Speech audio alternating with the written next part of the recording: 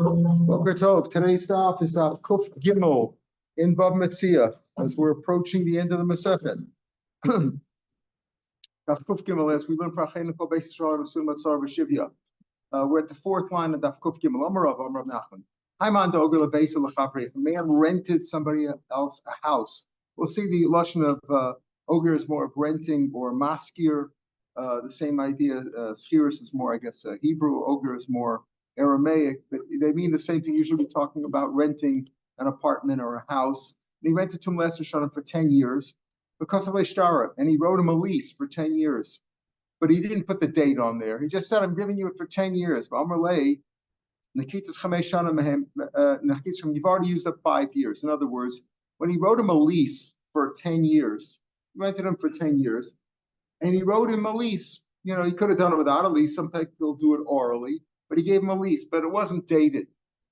So what does he really owe him? He says, I owe you 10 years. You know, I wrote him a lease, and I owe you 10 years of rental that you're entitled to be on this land for 10 years. Okay.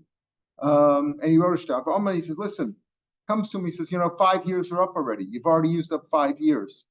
Mehem, and he's believed the same idea that we saw in yesterday's daf. Rav Nachman said, Karka b'cheskes bala kaimas.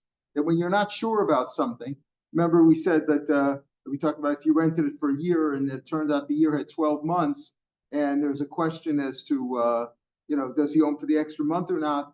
So we said, okay, if it's different opinions, according to Rav, use the last lashon. According to Shmuel, we're not sure. So it depends if it comes in the middle of the month, the end of the month, beginning of the month. Nachman says, no, that the chasakas owns the owner. You have to go with the owner. The owner presumably, you have to pay whether he said this first or he said that first. Rav Nachman said even if he comes at the end of the month, he can claim that no, there's a question. The owner has the upper hand because he owns the field or the house. And here too, he says that look, you've already used up 5 years. There's only 5 years left, so the owner has the upper hand. That's the case. Again, we're going to compare this case where the owner owes him 10 years of rent. Obviously, he's got to pay for it. Got to pay at the end of each month, but he owes him. He's got a lease for 10 years, and he says 5 years are up, 6 years are up. There's no date on it. He's believed. You go with the owner. So if that's the case, just because he owes him 10 years and he says 5 years are up, what happens if he owes him money? Let's say you lend him $100 to start with an IOU, and he said, listen, I already paid you half. Praticha palga, paid you half.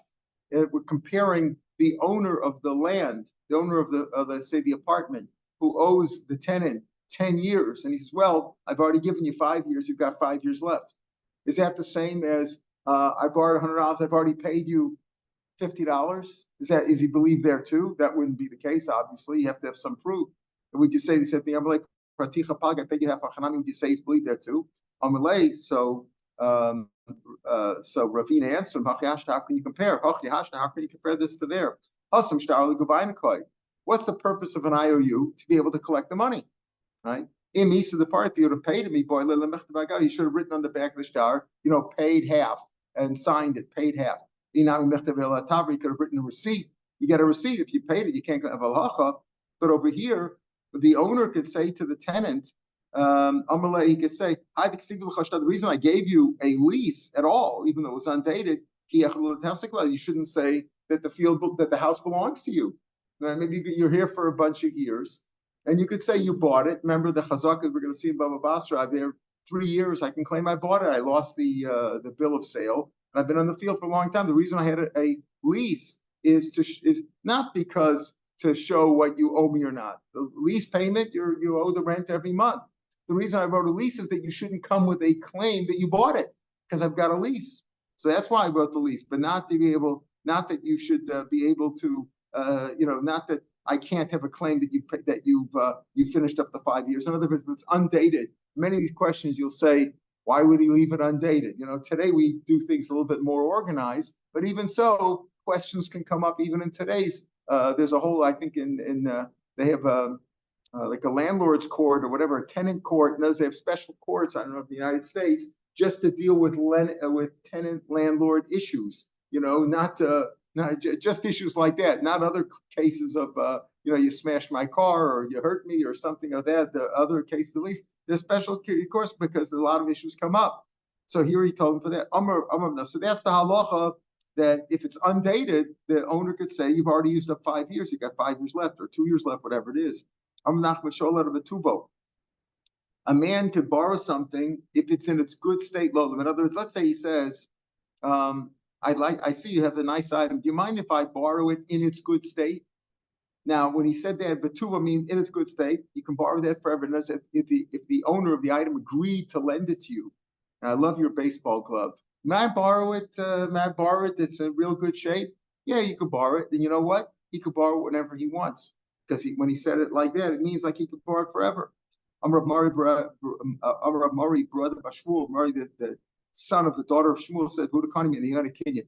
In other words, normally a show doesn't have to make a kinyan, but over here he's borrowing it, meaning he's borrowing it a long time. Do you mind if I borrow it? Effectively it means from time to time. When he says, "Oh, it's in a good state," do you mind if I borrow this? I love that glove or that bat or whatever it is or your pot. You can borrow it from time to time. Pardon? You can see it show it. He's a shoel. He's definitely a shoel. But the point is that if you use the lashon of in its good state, it means to say whenever I want to borrow it and it's in its good state, you could borrow it then too. That's the chiddush, which is a big thing. Amar Mari Brei Ravashi, if he uses it so often and eventually broke, so okay, if he's obviously if the shoel he's responsible, but if it broke because it simply was like Mesi Machmas Balacha, where he's not responsible for it, he still should return to him the handle, meaning give back the broken pieces. He's responsible for that. He doesn't really own it. The fact that you can borrow it all times doesn't mean it's yours. Just means you get to borrow it. But if the thing breaks, it's not roy to use anymore. It's not a gift. Rashi says it's a she'ela. He's got to return it to him.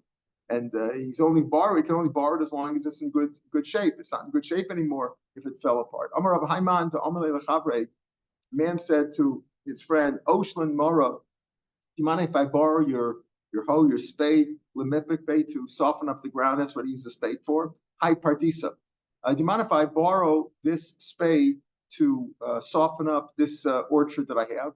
Rav Meir Shapiro, he can only use it for that orchard because he said, "Can I use it to soften up my orchard? This orchard, you can only use it for that orchard." Pardisa, if he says, "I want to use it to soften up an orchard, Rafik Bey Kobarisa, the boy, he could use anyone that he wants, because he didn't say this orchard, he said, "Can I mind if I use it to soften up an orchard?" He can use it for anyone that he wants. Pardisa, if he says plural, multiple ones, Rafik Basel Kobar, this, he can continue doing it. He says, "My orchards," he could do all the orchards that he has. And Mahana Lekasa, but again, if he uses it for all his orchards, eventually all he may have to return is the handle, meaning the broken pieces. He's borrowing it. Amra Papa. Again, the chiddush, I guess, here is that as long as he has permission to use it, even if he's going to use it until the item falls apart, that's still Meis Machmas Balacha. Rapapa, Amra Papa, Haiman, the Amri Lechabre, Ocean Haigagusa. Let's say he says, "Can I borrow your well to irrigate my field?" The Nufla, and the well caved in, fell apart, caved in. Low money, he can't build another one. That's, he can't rebuild it. The person who borrow it is only entitled to use that well. Once it fell in, it's no longer that well. You can build another one. You can't rebuild it. That's not the same one anymore. Let's say low money. If he says hi Gargusa, that's if he says, "Can I borrow this well?" and that well fell in, he can't rebuild it because then it won't be the same one. Gargusa, if he just says, "Can I borrow a well from Yuvanafla?" and Banila, he can rebuild it because he said a well. This is a well.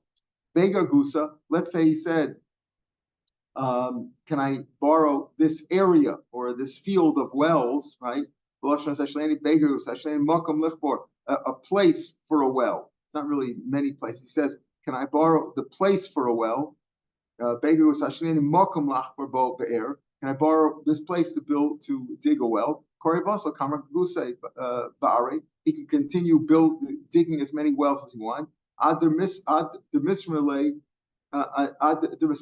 continue digging until he finds water. That's the point. He can continue building until he finds a place that's a good well, that has water and that's stable. But again, you have to make a kinyan. Again, in all these cases, presumably, just like we saw in the first case, you have to make a kinyan. If you're going to continue using something that you have to make like multiple uses, you have to make a kinyan in it. You rent a house to somebody, and the house collapsed. It's got to give them another house. Now you say, this is a very interesting question. That you say, a lot of these questions come up is why did they put a date on it? Why didn't they have a receipt? Why weren't there eight? And like, why, today you have lawyers that make sure these things don't happen. I'll tell you a case I know of that this question could have come up. We'll see the Mishnah first and the Gemara about it. Rented house, the house collapsed. He's got to give him another house. Okay, we'll see. Is that in all cases? The Gemara is going to explain. Let's say it was a small house. Let's say you're done to make a big one. The guy says, I wanted a 1-bedroom. Wait, what do you want me to stay now in a 10-bedroom house? I got to keep it clean. It's a big tirch, etc. Can't give him a bigger one. Gadol, if you rented him a big house, Leisan can't make a small one. Echad, if it was like one apartment, Leisan, she can't make it into two. Shnaim Leisan Echad. You got to give him what he rented. Also, you shouldn't diminish the number of windows. The guy was used to air. Here in this country, they tell you it's got a southern exposure. Oh, this is very good. It's got, who cares about the southern exposure? This has got two exposures. Like what does that mean? I don't know. The wind, the sun. That's the biggest. That the house is a disaster, but it's got a southern exposure and an eastern exposure. So here, if the guy wants windows, he has windows. Got windows. You can't diminish the number of windows. Right? The low Yosef, you can't have more. I don't want too much sunlight either. I want to be able to sleep. Elamidash name, unless they both agree. If they both agree, then they agree, no problem. Hey, then what's the case? If he said, listen, this house fell down. This house, I'm renting you this apartment. So nafal also, if it fell down, what is he supposed to do? There's no, obviously, maybe he wouldn't have to pay anymore. But that's an interesting question. I know of a case where somebody had rented an apartment, and the apartment got flooded. I don't know if it was a rain or something, or the pipes, and the tenant could not live in the apartment. And the tenant demanded that the owner rent a hotel room for them until it could be repaired. And the question came up: what do you say in a case like that? What would you say? You're renting an apartment, and the apartment became unlivable for a period of time. In this case, the whole apartment fell down. Pardon? Wouldn't pay the rent, fine. But is the owner responsible to give him another apartment? That's exactly what we're dealing with over here. So here he says, what's the case? Edom, like he said, I'm giving you this apartment. I'm renting you this house. No, it fell down. Also, it's gone. It's his bad mazel, Rashi says. It's his tough luck. Halachlo maslo. It's your tough luck that you were in the apartment. Why does he have to give him another one? In other words, the Gemara is assuming I rented this apartment. Okay, but the apartment's not livable. It collapsed or whatever. Then there's nothing you could do. Then the owner's not responsible. Said this apartment's not here anymore. Effectively, it's not livable. So he says, if it's not livable, what's this problem? Either Amalei buy some pieces. I'm renting you an apartment. He didn't say this apartment at Derech HaChoresh 26 or whatever. He didn't say this apartment. He said, I'm renting you an apartment. This is a general lease for an apartment. So either Amalei buy a stam. So if he said house, so what's the difference if it's one, you can't turn it into two? Or why can't he make it? I give you an apartment. I didn't even say which one. We didn't rent. Now, obviously, in a lease today, you would say this apartment, this and this address, et cetera, right? You might say the gush and the chalka and all that too, but you would have the address. I didn't put an address. I'm renting you an apartment. I have a lot of apartments. I'm renting you an apartment, so you can do whatever you want. He said, I'm giving you an apartment that has these and these measurements. Okay, that's what we're speaking about over here. And that's why you can't make it bigger or smaller, etc. So Yochiman, what's the chiddush in that? If he's giving you an apartment that's 100 by 20, so obviously he's got to give him such an apartment. He can't make it bigger, he can't make it smaller. I'm renting an apartment like this. Okay, like this means it's like this, not too big, not too small, not too many windows, not too few windows. That's what we're talking about over here. And if he said like this, he's got to give him another one. If he would have said stam a house, he could have given him anything. And if he said this house, and if this house isn't here, he doesn't have to give him another one. What's the chiddush in that? He said, if it's in a house like this, obviously he has to give him a similar house. This house was on the riverbank. Oh, it's got a view of the water, right? View of the water. Mao the same, or it's also got access to water. Mount is, I think Micah said the quite good an maybe all he meant was a house like this, meaning it's near the water. But he's not talking about the measurements or the windows or anything like that. Kamash Malon, like Rashi says, and everything. A house like this means you got to give him another one near the water. A house like this. And he's saying like this. He didn't say this house. So he said a house like this. That means he's responsible to give him a house like that. That's the part of the deal. Obviously, if he can't live in it anymore, presumably wouldn't have to pay the rent. Right? The rent's due at the end of the month. Wouldn't have to do that. But you see over here that if a man says, I'm renting you this house, according to the Gemara, renting this house and the house collapsed, he's not going to give him another one. Okay, don't pay the rent, but I don't have to give you another one. Not like the case I told you with the tenant who demanded to be put up in a hotel.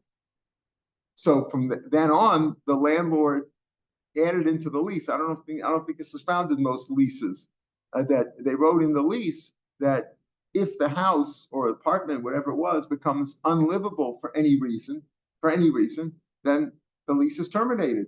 But not that the owner would have to give him another one, right? Which is pretty much what the Gemara says over here. The Gemara says that if he said this apartment and the apartment is not livable, so he doesn't have to pay anymore, but he can't demand that the owner give him another apartment or get him a hotel room or something.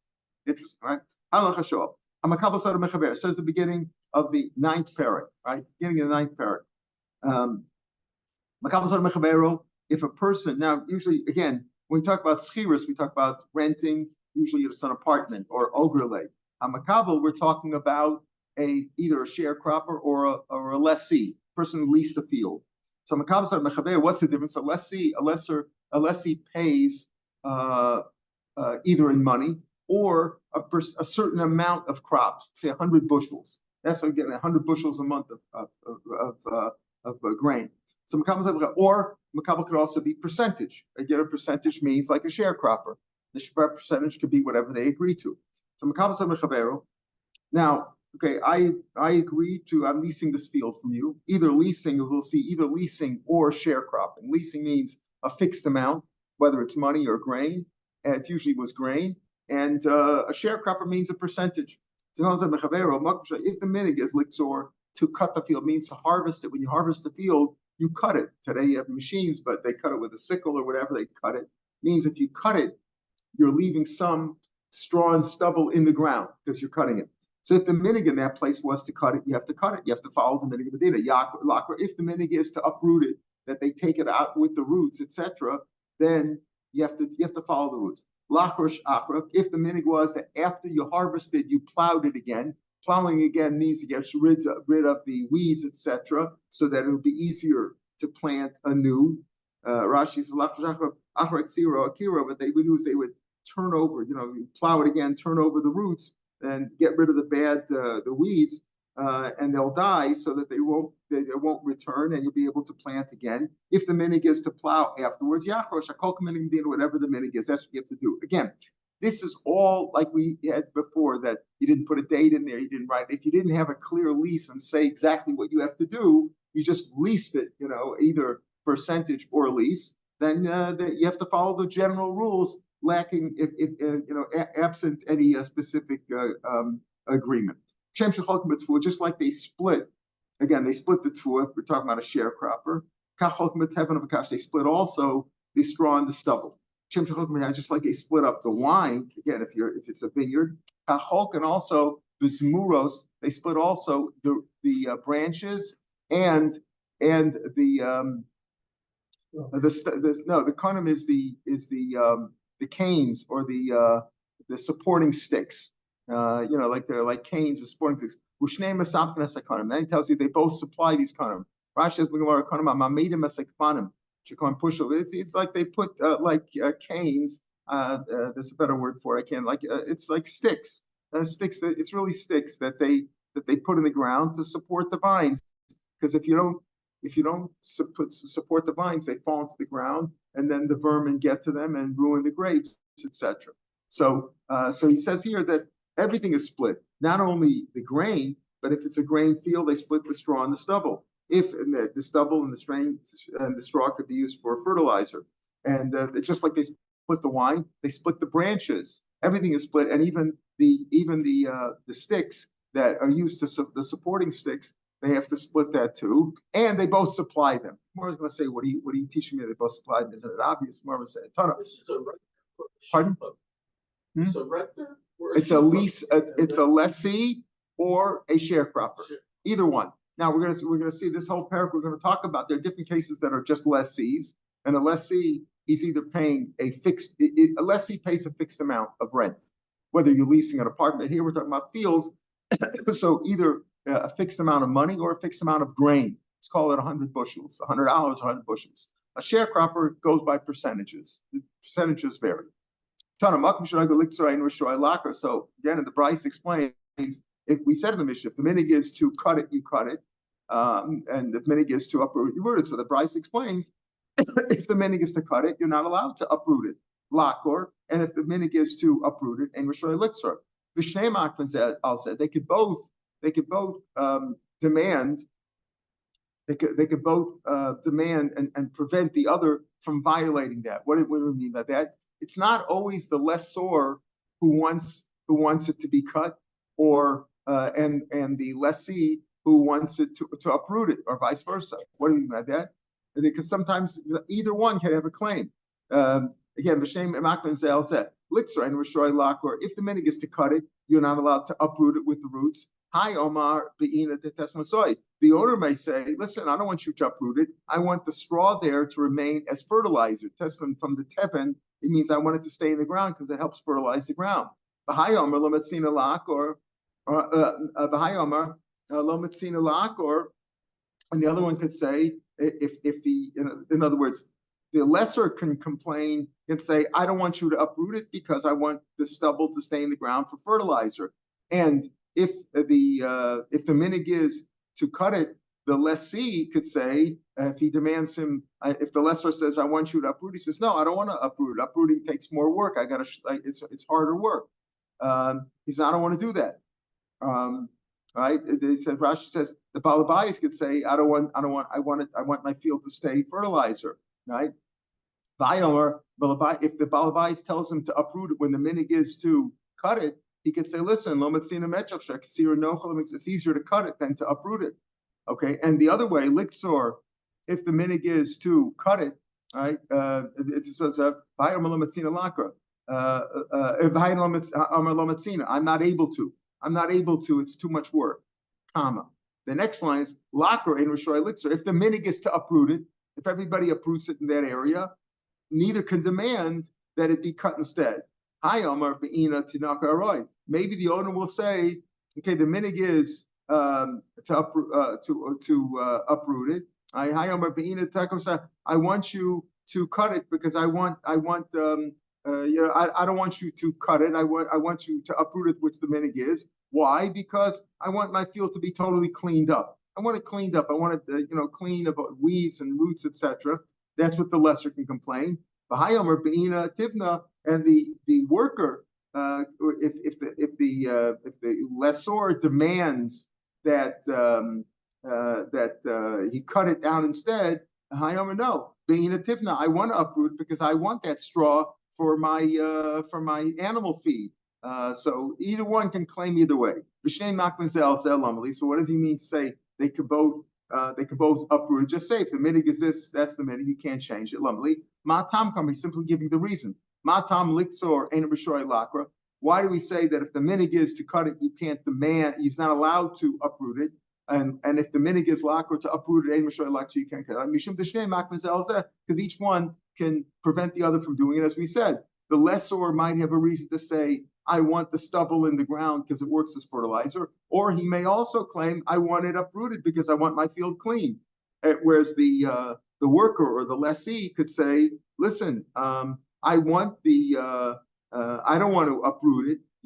If the minig is to cut it, I understand I'm going to cut it. You want me to uproot it? That involves more work. If the minig is to uproot it, you can't. The other one cannot. The lesser cannot tell him, "I want you to cut it," because he says, "No, I want to uproot it because I want the tefet. I want to uproot it. I want to get the roots and the stubble for my animals." If the minig is to plow afterwards, then you have to plow it. Cheat isn't that obvious. If the minig is that after you harvest the crops, you have to plow the field. You should do that too. Isn't that obvious? The minig is they don't take out the weeds. Minig is that you don't weed the field afterwards. He removed the weeds. Now to say the reason I weeded the field to look because I don't want to plow it up again. I removed the weeds one by one, so I don't want to have to plow again. Kamash Malan, that to teach us, no, if the minig is to plow afterwards, you must plow afterwards, and you can't complain that, well, I weeded it instead. No, had you wanted that to be the rules, you should have made that as a condition up front. You should have said, this is what I'm going to do. I'm not going to do more than that. Again, all these cases are where you follow the minig when you didn't specify otherwise. Everything according to the minig of the place. What does that come to include? We said, if the minig is to uproot it, you uproot it, to cut it, to plow it. Now, what does that come to include? What does that include? Some places where there is you're plowing a field or you're harvesting a field, you're a sharecropper or a lessee, and the minig is sometimes is that sometimes these fields have trees there too to give shade, whatever. They have trees, and the trees have apples or oranges, whatever. If the minig in makom shenagel haskir lonos karka to rent the trees together with the karka maskirim, then he gets that too. In other words, the lessee gets the benefit of the trees. Makom she'ein nagel haskir. If the minig is no, you were a sharecropper for the grain to harvest the field, not for the trees that are there. Again, if the minig is to rent out the trees together with it, obviously you get the trees. You don't need it for that. The kuliyama, you have until so here's what happened over here. Everybody else, if we're saying in a place where the minig is right? If the place is you get the tree, if the minig is that you get the trees with it, obviously you get the trees. What's the chiddush? Everybody else in that area, the sharecropper takes 2/3 and he gives the owner 1/3. Right? And he gave the owner here made a deal. He says instead of taking 1/3, 33%, I'm only going to take 1/4, 25%. Now the same. You might think the Amalei, hi debatsu arasa. The reason I took less, because I don't want you to take the trees. The normal custom there is right there's trees on the field. Let's say apple trees, and the normal custom is that the owner takes 1/3 and the sharecropper gets 2/3. So in this case, the owner says, I'm only going to take 25%. So you might think by saying I'm only going to take 25%, I meant so you shouldn't take the trees, shouldn't take the apples. The reason I took less is so that I can keep the apples for myself. Kamash Malon, he says, if you didn't say that, you should have told them. You should have told them. And if the minig is that normally you get the trees with the field, he gets his field, of course, percentage-wise, right? He still gets the apples together with his 75% in this case. The opposite will be true. If the minig is that you don't rent the trees with the field, they don't get, again, pshita. The minig is that. The minig is you don't get the trees, you don't get the trees. So let's read them. Everybody over there, the normal amount is that the owner takes 25%. Sharecropper gets 75%. He went and he took 1/3. The owner here made a deal. He says, okay, I'm going to take 1/3, not going to take 20%. I'm going to take a third. Now the same up. I might think you can tell him, hi, the tefoy lecha, I died to double bonus. If the minig is not to take the trees, but the sharecropper agreed to give the owner a bigger share, not 25%, but 33%. So he might say the reason I agreed to give you a bigger share so that I could take from the trees. Hamashmal again, the boiler lefush should have said something. If the minig is you don't get the trees, you don't get the trees. The fact that you made a bigger deal or lesser deal on the grain is ineffective unless you spend it. And that is unless you have it, unless you got it in writing, you didn't get it, right? You should have made the deal up front. That's right. Little by little. That's what I said. And I said even modern contracts are constantly changed. You get 100 leases. I'll show you, they're all written differently. Just like they split the grain, they split also the straw and the stubble. And the minig in Bavel is that they don't give the straw to the sharecropper. Minaf Kamina. And as a minig is that they don't. You'll go to Medina, right? The minig is they don't. Minaf Kamina. If you find a man who does give his sharecropper the stubble, if you find the landowner who gives the straw to his sharecropper, Ein Yafu, he's generous, but that doesn't set a precedent, because the minig is that, if this guy does, okay, that's his minig, but that's he's pretty extraordinarily generous, but that's not the rule. Amar Yosef, these are three levels. When a person's a sharecropper, he's responsible for the field. He's got to guard it, he's got to take care of it, plow it, do all the work that he has to do. So the bukhra is the lower level, but tifsa on the level above that, and the level above that's like a row of dirt, you could say, around the field to protect it. Svivas asados and fruits, they make like a ditch, and they put ofral ametza and to put the dirt on top to make like a good perimeter fence around that. That's the kani de chizra, and the sticks that are the sticks that they would put there for thorn shrubs, for thorns, again, to protect it from animals and from ganovim, etc. That's all the balabais. That's the responsibility of bias, meaning the owner of the field, he has to provide that level of security, that middle level. The chizra gufe, but the shrubs or the thorns themselves, that's his responsibility. Rule, the main part of the guarding, the balabais, that's on the balabais' job. The two say where the extra guarding that the sharecroppers do, Darisi has to do that. Now, the sharecropper, the main part of the guarding, the main fences that have to be built around the field, that's responsibility of the owner. The extra part that the sharecropper has to do to help himself, that he has to stand there all day, that's the responsibility of the sharecropper. From Rav Yosef, Mara, the Zvila Vidavla, the spade, and the Zvila is the shovel, and the Davla is the bucket, the Zarnuka and the hose. Balbais, he has to supply those things. Arisa Avibayer, but the Oris makes the dikes, he makes the ditches that lead from the irrigation source, a river, whatever it was, a pond, whatever. That's responsibility of the sharecropper. These were the rules that they followed in those days. In other words, the sharecropper didn't bring his own tools, the spades and the shovels and things like that. That was responsibility of the owner. The sharecropper did most of the labor. Just like they split the wine, they also split the branches and the sticks. What do we do with these sticks? And these are smooth sticks, meaning like sticks that have been peeled off, that they use to stand to support the vines so that they're not on the ground. What do you need that for? We've already explained that they split the branches, and besides the wine, they split the branches and the sticks. So obviously they both supply them. Lumley, what do you have to say they both supply them for? If you already said that they both split it, isn't it obvious? As Lumley, Matam, he's giving the reason. Matam Shem Cholkim Bekanim. Why do they both split even the sticks? Because they both supply the sticks. It's obvious that they split whatever their percentage agreement was. They split the wine and the branches and the vines and things like that. But the sticks, why would they split that? The reason they split it is because they both supplied it together. Hamakabel says the Mishnah. Then this Mishnah also, like the previous Mishnah, will apply both for sharecroppers and for lessees. Again, a lessee pays a fixed amount, the sharecropper takes a percentage. Let's say you leased a field from somebody else. It's a irrigation field, meaning it cannot exist without irrigation. You have to irrigate it, otherwise it can't work. It doesn't work. It doesn't live on rainwater. Or it was a tree field where he wanted this field because he liked the trees, he wanted the apples, etc.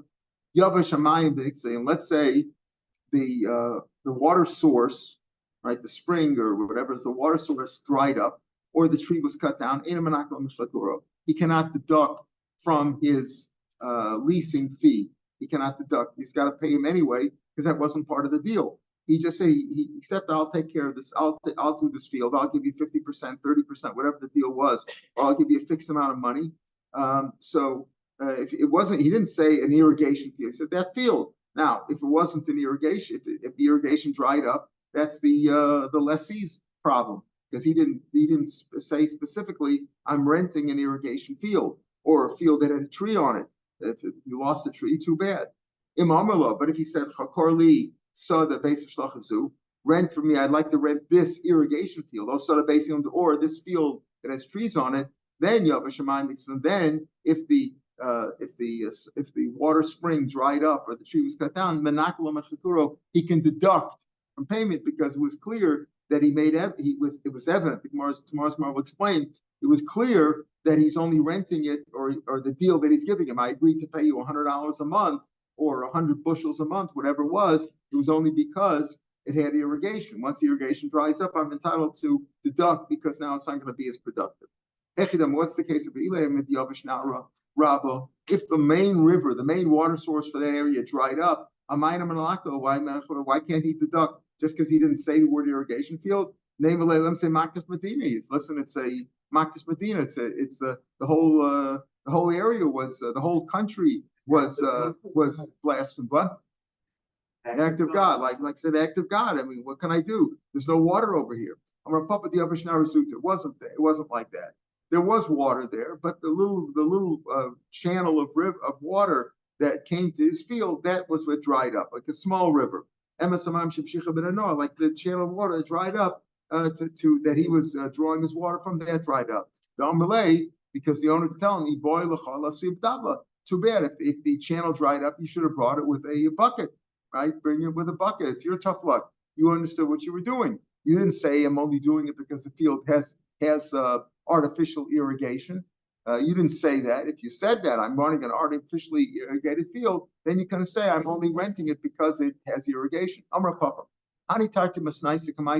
The two Mishnayos that we learned so far today, actually we learned the third Mishnah in the previous parak, but the two Mishnayos that we've learned so far in this parak, one which was if the minig is to cut it down, you cut it down. If it's uproot, you uproot. If the minig is to follow up by plowing, you follow up by plowing.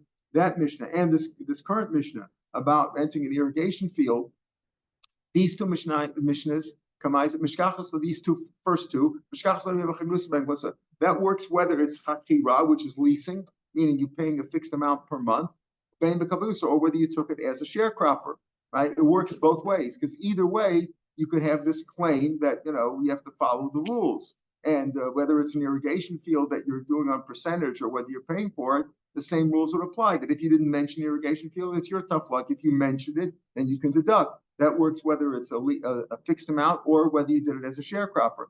Even though it's a sharecropper, you'd say, well, everybody's percentage is less, but still, you thought you were going to get more. The following Mishnah, so we're going to have from here till the end of the parak, that work either one. If it works for sharecropper, it doesn't work for leasing. If it works for leasing, it doesn't work for us. In other words, the missions that we're going to have going on from here only apply in one or the other, either as a sharecropper or as a lessee. All right, we'll pick it here tomorrow. Have a good day.